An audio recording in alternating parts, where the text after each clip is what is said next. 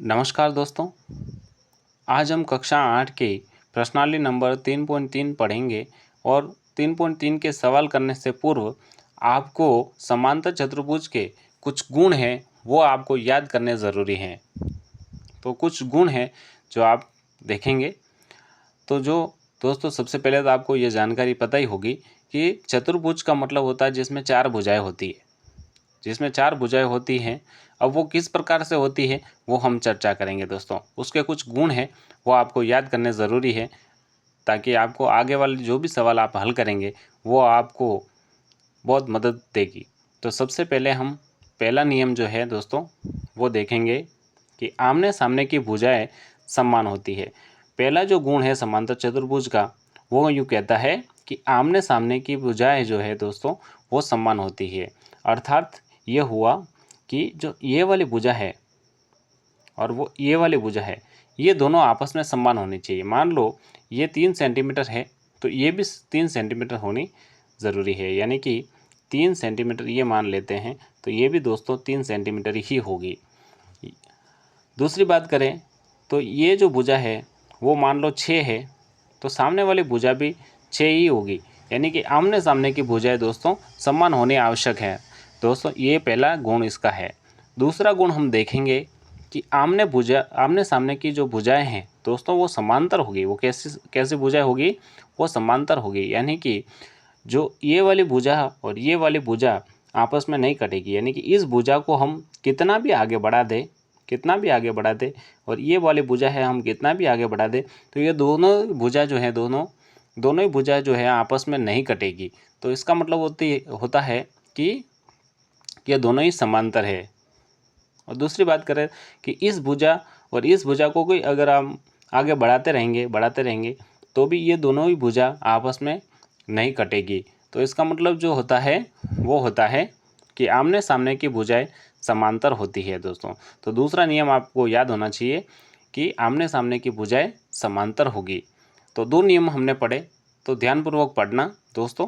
पहला नियम कौन सा हो गया? आमने सामने की भुजाएं समान हो, यानी कि दोनों ये वाली भुजा दोनों ही समान, ये वाली भुजा और ये वाली भुजा दोनों ही समान होगी। दूसरा नियम हमने पढ़ा कि आमने सामने की भुजाएं समांतर होगी, क्योंकि अगर ये वाली भुजा और ये वाली भुजा दोनों को हम आगे आगे बढ़ाते रहेंगे तो दोनों ही भुजाएं आपस में कहीं पर भी नहीं कटेगी।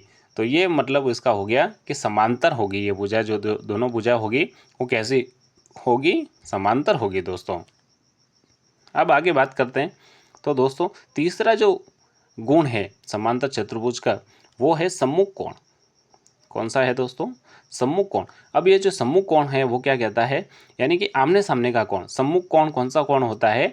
आमने सामने का कोण। जैसे हम इस चतुर्भुज के हम नाम अंकित कर लेते हैं, जैसे ए, बी, सी और डी, ये हमने नाम अंकित कर दिए।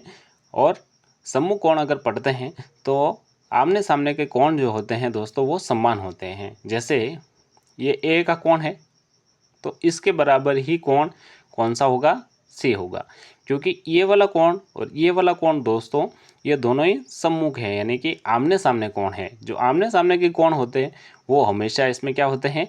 बराबर होते हैं। मान लेते हैं कि अगर मान लो 70 डिग्री का कोण बना है तो जो ए के सामने वाला जो सी है उसका भी जो डिग्री होगा वो 70 डिग्री ही होगा। तो आमने सामने के जो कोण है दोस्तों वो कोण बराबर होंगे।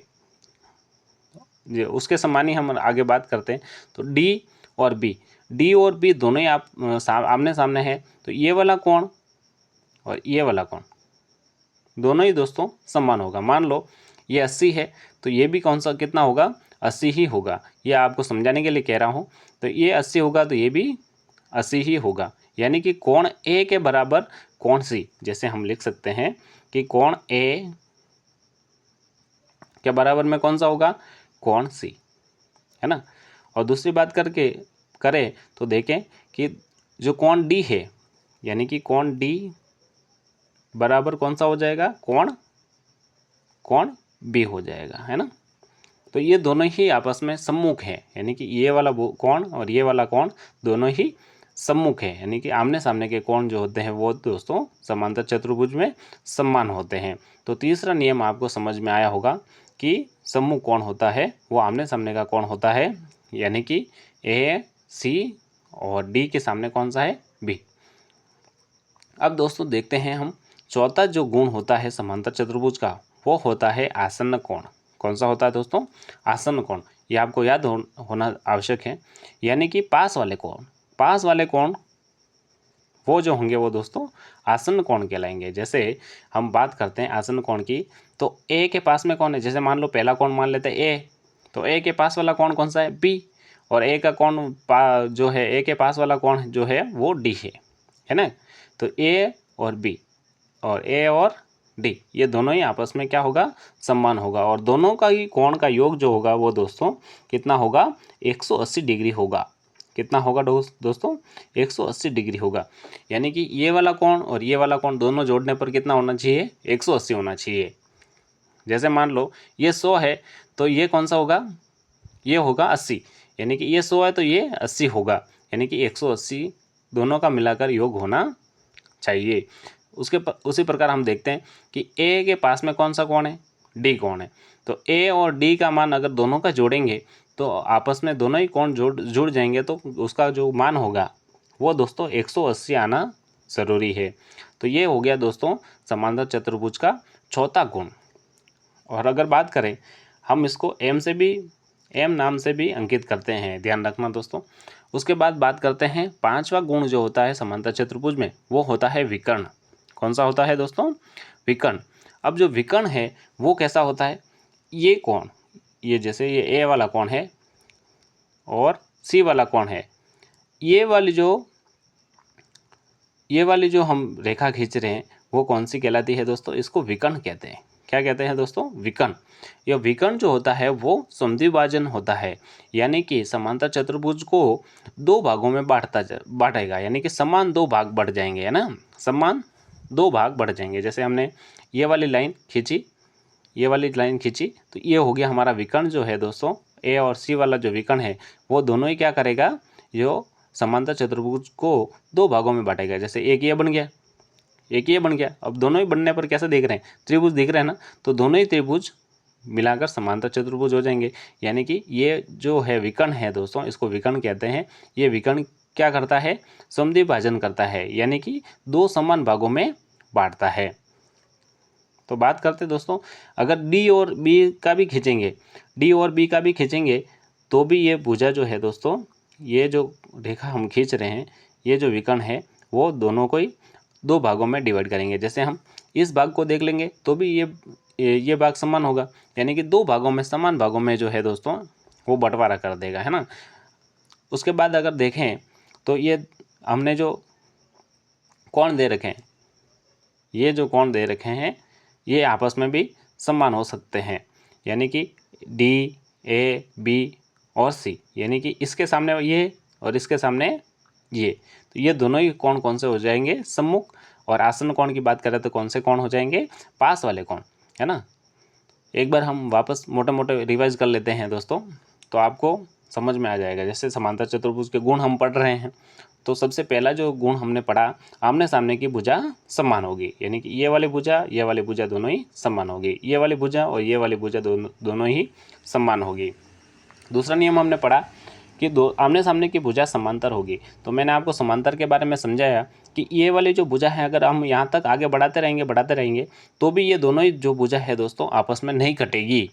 और ये वाली भुजा और ये वाले भुजा हम आगे से आगे बढ़ाते जाएंगे तो भी ये दोनों ही भुजाएं आपस में नहीं कटेगी। ये इसका मतलब हो गया। सम्मुख कोण मैंने बता ही दिया। सम्मुख कोण का मतलब होता है सामने का कोण, यानी कि अपने मुख के सामने, यानी कि ए के सामने कौन सा है, सी, और बी के सामने कौन सा है, डी। अब बात करते हैं आसन्न कोण। आसन्न कोण का मतलब होता है पास वाले कोण। जैसे हमने कोई भी कोण लिया, जैसे बी लिया, तो बी के पास में कौन है, ए, और बी के पास में कौन सा है, सी।